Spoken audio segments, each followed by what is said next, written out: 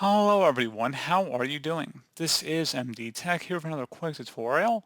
In today's tutorial, I'm going to show you guys how to change your Microsoft Edge web browser themes. So this should hopefully be a pretty straightforward process here, guys. And without further ado, let's go ahead and jump right into it. So all you have to do is open up the Edge web browser and then select the three-dotted menu icon up at the top right. Go ahead and left click on that and then go down and select Settings. On the left side, select Appearance, and then on the right side, you can go ahead and select various themes that are included in the Microsoft Edge web browser here. So you have overall appearance themes, so if you select different options, it'll just change the overall look of the page.